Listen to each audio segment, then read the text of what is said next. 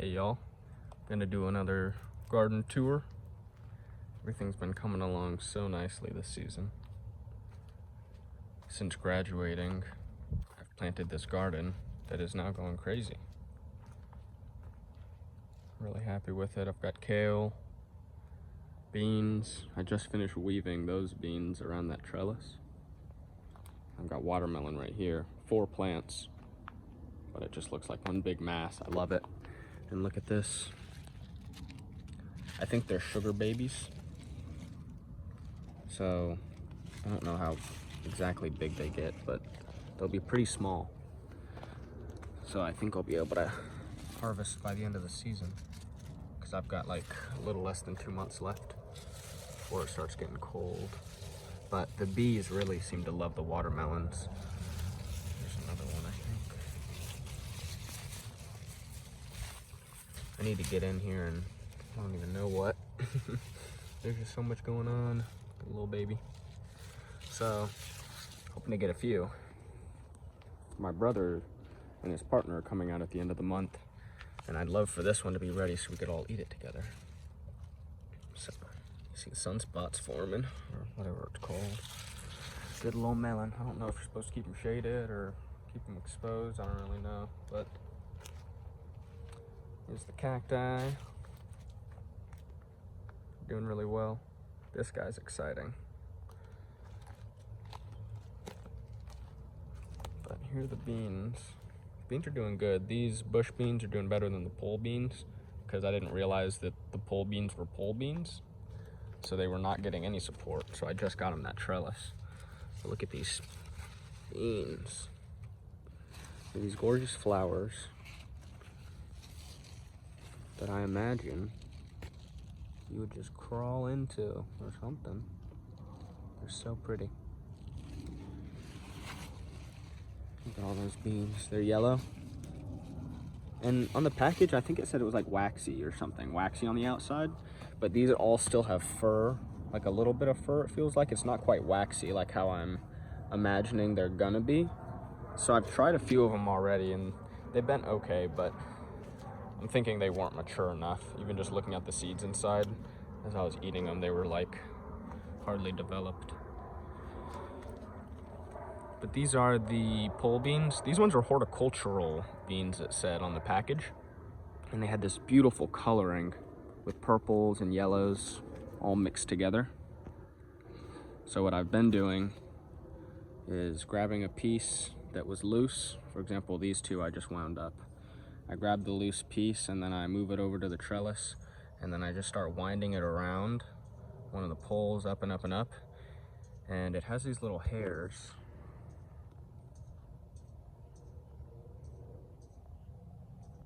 Focus. Little tiny hairs that grab onto things. So just by wrapping it around, even if the plant hasn't grown that way, it holds on pretty well.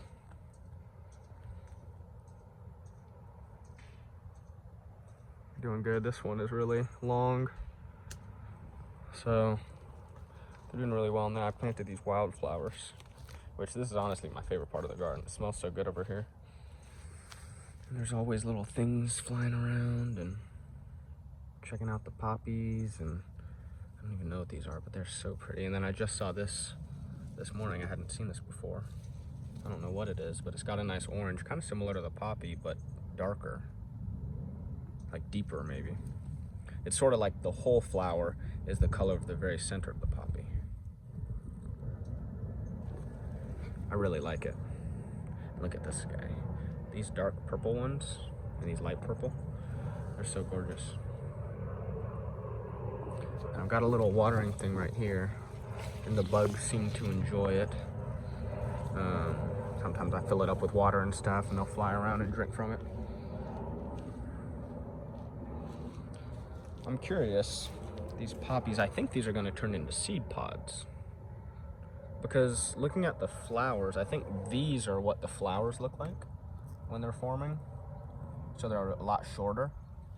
But then this, I'm like, no way, this is about to open up and be a flower. So I'm thinking this is going to be seeds, which is super exciting, because I'd love to reseed these wildflowers and keep them growing forever, because they're so nice. Same with all the others. I'm not sure what they're gonna look like when they start to go to seed. I have these sunflowers that are just towering. Look at that one. It's huge. I'm about to get a better shot from this angle. This is gonna be pretty. Look at this. Wow. Incredible. So they're super duper tall. And it's amazing the way they're supported with just one single stalk. All the way up, and they can just handle all the wind loading from the leaves all the way up.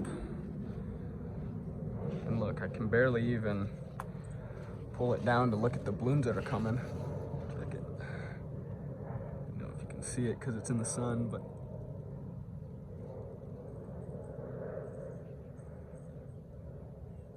hard videoing up tall. I need to get a ladder for these. But I'm really excited because they'll also go to seed and I'll be able to replant them. I also have lettuce back there, but I overseeded it, so it's kind of just growing all clumpy together, but it's doing good. This guy I wanted to mention. These pups, when they first started coming up, I only saw the one. I even put the wildflower mix in my pots of cacti too, but I just saw this one pup. What's going on with the focus? I just saw the one pup. This guy I didn't even know was brewing, but they burst it out while I was on vacation, and now I've come back and they're absolutely gorgeous. And look at this. Is the autofocus not on? What's going on here? So here's the tip. It's adding this new rib. It's really good. It's one of my favorite plants. It's almost as tall as me. And look at these clusters of spines as they form. They're so juicy. Look at that. And then as they dry out, they also like splay. But look at that, that's crazy looking. Right here.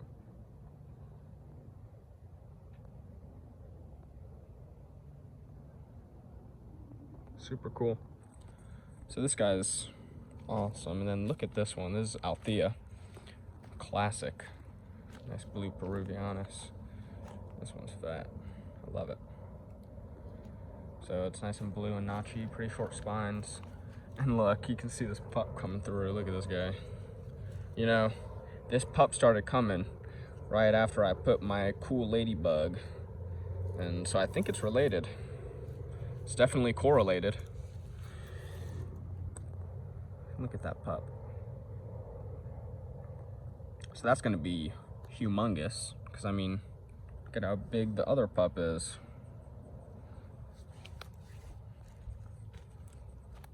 Here's one of these nice ones. It's called Maryland Blue. I'm gonna trade a friend at the end of the season, the bottom portion, and I'm gonna keep the top. But look at that. I love on this one, the big fuzzy aerials. See how just fuzzy it is? Look at that. And of course it's crazy blue. Always my favorite. So, I guess, what's new? Oh my gosh, this is new. Look at these guys. This is TBMA, Trichoceres burgessii monstrose long form. It's kind of hard to maneuver this guy's chunky. These pups are just, it's unbelievable to me. The way they look. Doesn't make sense. Look at this. Is that not crazy? Look at the spines too on this one. All those fresh spines are beautiful. Look at how dehydrated this pup is at the top. It's so sunken in. That's how this one was. It's getting a little bit more water in it, but he's still pretty dehydrated. And then this is the short form right here, which also has some absolutely stunning pups. Look at that.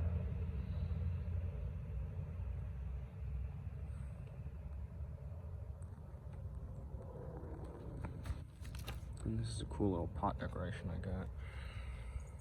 This little bird.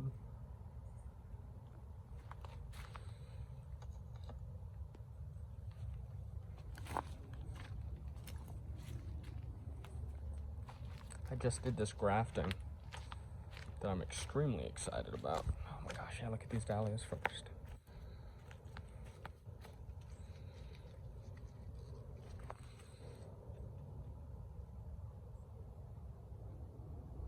It's incredible. They're always changing. These ones are a little bit of a lighter color. So it's nice and fresh. I love compound flowers. They look so cool. Like each one of these is a little flower, I guess. Cucumbers, tomatoes, some seedlings, some more seedlings. But look at this. Some more seedlings. I just did these grafts. And they are pretty cool. Look at this one.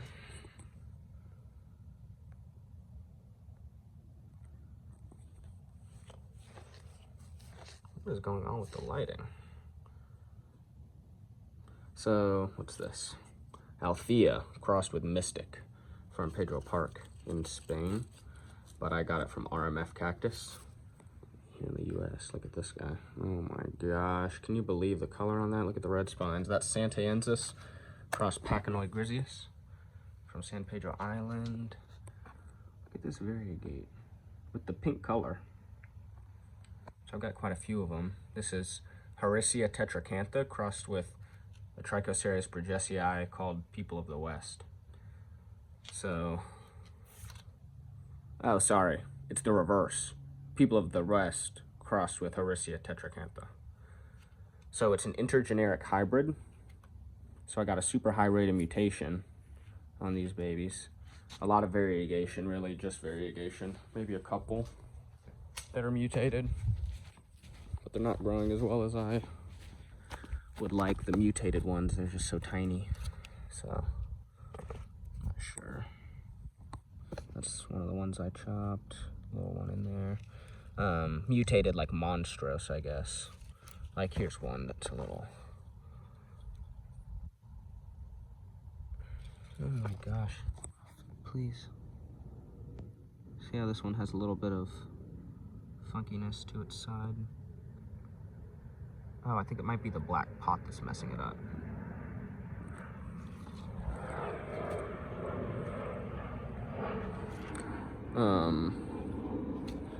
Here, I'm not gonna try to give you all a headache. So, I grafted these guys. I grafted a bunch of my other seedlings to accelerate their growth. Grafted some of those.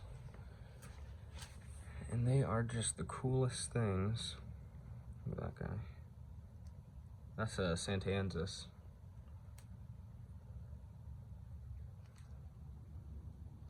This guy's pretty cool. This is one I'm super excited about. This is Serpent onto my big sun goddess mama. Get him down there.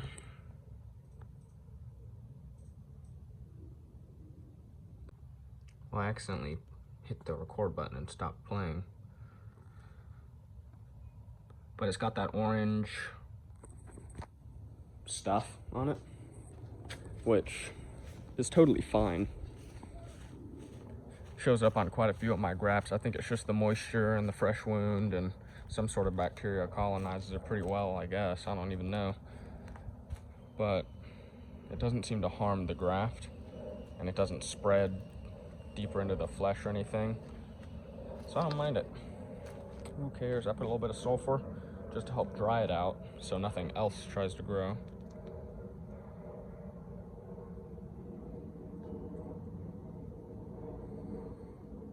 Look at him. I don't know if they're moths or butterflies. They're sure pretty.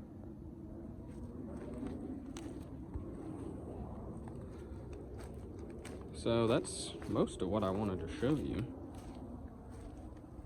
I guess What else do we have? Get that guy. He's like a highlighter. Bright yellow. That's how the variegation typically looks. The yellow color, not necessarily the pattern, but the color is like a yellow. That's why I grafted those intergeneric hybrids over there, is because the variegation on them is a pink color, which is pretty unique. I'm not sure if it's just from sun stress or what, but this guy sure doesn't get a pink color when he's sun stressed. So I'm interested to see what it ends up looking like fully grown. That's why I grafted it, so that I could see those results quicker. It could be because it's a seedling, it's just got more ability to make those pigments and stuff with the pink and stuff. But it's interesting regardless. See what happens. This guy's pretty cool. It's amorous. It's like Bertha crossed with sharks or something like that. And it gets this really cool variegation. It looks like ice cream to me, but it kind of stopped. And in the full sun, it's not getting nearly as blue. A lot of this growth was indoors over winter. So it lost its blue and its variegation, but it's still a really awesome plant. And I'm looking forward to continuing to grow it, because not only can I propagate this variegation, but also when it gets larger, it'll be gorgeous too. More likely to pack on the blue too, like this Althea.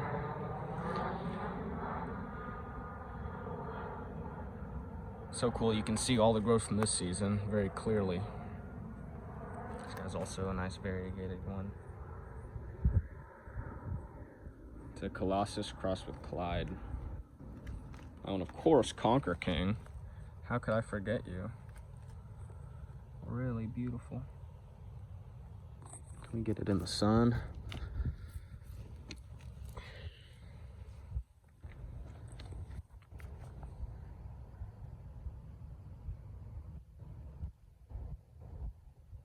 It's a really nice clone. Of course, that's why I grafted it, so I could get it to grow. Here's that serpent. Cut off the little baby.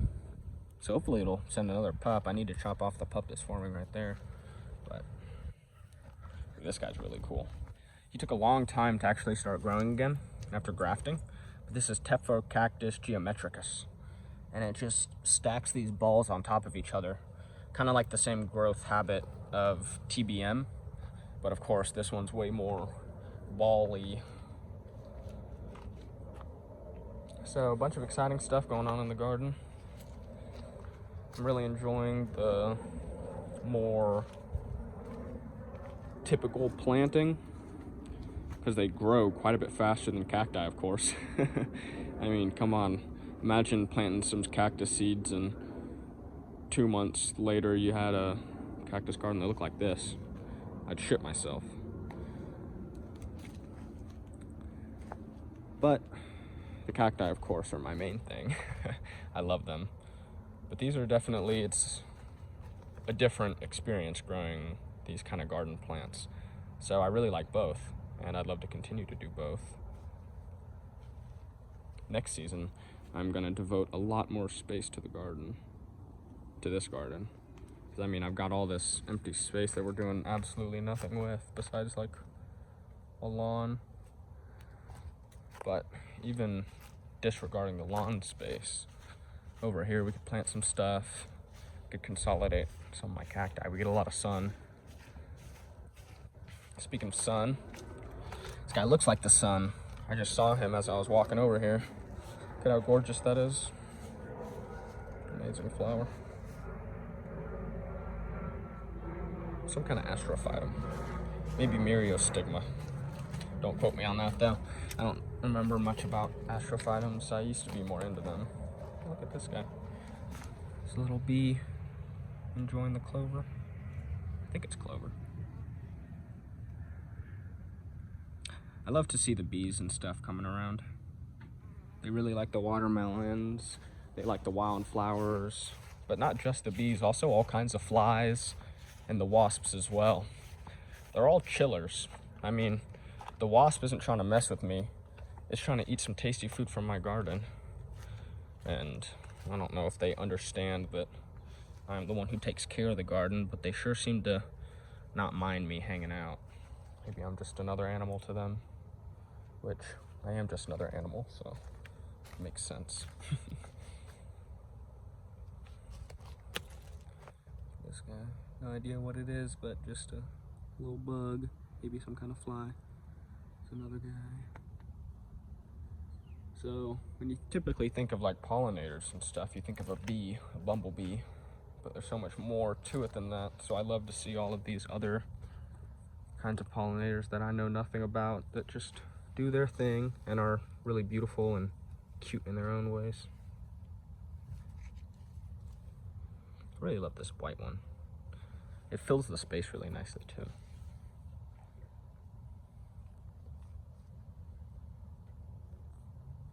Well, that's about all I wanted to show for the garden tour. Hope you enjoyed, and I hope you plant a garden of your own. It's not too late to start seeds. I'm recording this on August 17th, and I'm about to plant some more seeds. In fact, I just planted some beans in the front yard. I got some pak choi and some broccoli to plant because I think they're cold hardy. So I'd be interested to see how far into the winter they grow. So it's never too late to start a garden. And if you think about it, the seeds want to grow. This plant right here is going to spend its entire life working up to building. Oh my gosh. Let me interrupt this thought. Look at this frog. I've never seen this before. Oh my gosh. Look at this guy. What a chiller. To be a frog on a sunflower, wow. You try not to scare him, but wow, look. I was at a plant shop in Utah, and the owner had a bunch of frogs. They were adorable. Oh my gosh, look at him, just hanging out on the leaf even with the wind. That's so cool. Wow. See, it pays to get out in the garden and literally just walk around, not even watering plants or harvesting or anything. See what's going on, see what kind of life is living around me, appreciating the work I put in, because now that frog has a cool place to chill. So happy for him.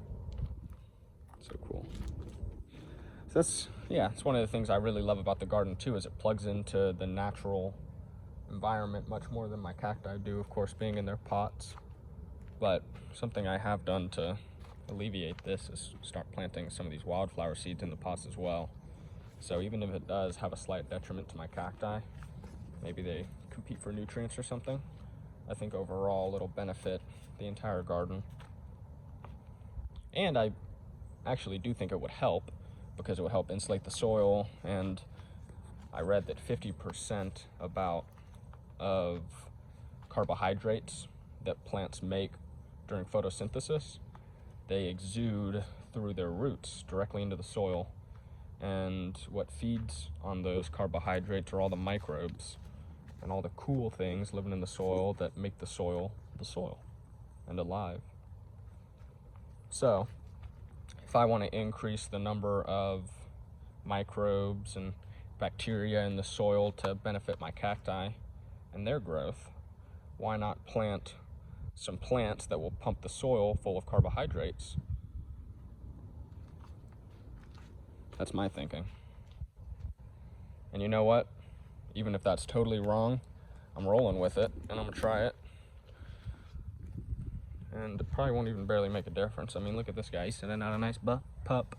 He's got all the stuff growing. And you know, once I'm at the end of the season, I'm gonna chop it all and just let it rot in the pot and break down. So it'll add organic matter to the soil over time too. But of course, in potted plants, it doesn't work quite the same. There's not as much of the natural cycle going on to break things down and work it into the soil like worms and stuff like that. So we'll see. But it'll at least be good mulch. And surely when it breaks down, it'll drop something through the soil as I water it or something. But anyway, that's my rambling. Look at this guy. Zelly 260 maybe? Tunjo, something, I'm not sure how to say it, is from Australia. Maybe I have to say it with an Australian accent. But I think it's a variegated Pacanoid that has pretty good notches and short spines, if I'm remembering correctly. And then Zelly 260, of course, is a Zelly, so it's what, Scopulicola and Echinopsis or something like that. Maybe the reverse. So I'm expecting this guy to get fat. Short spines, looking good. It's adding a rib. And what I'm really crossing my fingers for is a colored flower. Because Zelly hybrids a lot of the time will have colored flowers, because the grandiflorus that is part of the lineage of the Zelly has colored flowers, and the Zellies have colored flowers. So Zelly 260, I don't know what color the flower is, but it's probably a gorgeous color. And so they crossed that with Tunjo, and hopefully this guy will look even more like a normal Pacanoid that typically has a white flower, except it'll have a colorful flower. That's my hope with it. Because, you know, I can grow grandiflorus and have the pretty flowers, but I do like the columnar look more than that globular look. Speaking of, this is, I don't know how to say it, Tolquiahensis or something. Tolquiahensis. This one is KK337. It's from Benjamin Cam at Sacred Succulents. And it has a proven magenta flower, which Trichocereus tolquiahensis, that's what it's known for, is of course the purple flower. But not all of them, I guess, do it. So I have another seed-grown tolquiahensis that I'm working with, and I of course have no clue what color the flower will be. I'm hoping that it's colorful, but this one I know will be colorful, and it's large. I received this cutting, I purchased it, spent all my money, and it has 2 basils coming out, which is just extraordinary. And you know why? Is because I did the lean tech. If you look at this plant, it's leaning over in its pot. It understands that. And so to balance itself, it sends out pups opposite the lean so that it doesn't tip over and fall. It's just amazing what these plants can do with their environment, and the way that we think they don't influence it and understand it and all that. I mean, it's crazy. There's so much to it. Like, speaking of microbes, if you put nitrogen in the soil, the plants can't pick up the nitrogen, I don't think. It's my understanding that when you put these nutrients and things into the soil, it isn't directly uptaken maybe by the roots. It first has to pass through a filter of microbes and bacteria that then process it and then feed the roots. So I don't know exactly how it all works. I'm not a botanist, but I want to encourage that process as much as possible, because any inputs will be better processed by a nice army of microorganisms. So those are my thoughts on this Saturday. Just walking around the garden, having a good time. Look at this guy. So nice out. Went kayaking yesterday. It was a lot of fun.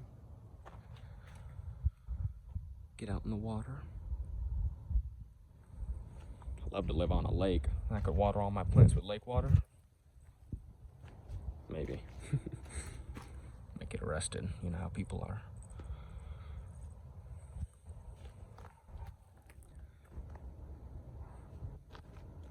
Well, that's about all. Thanks for watching. Hope you enjoyed.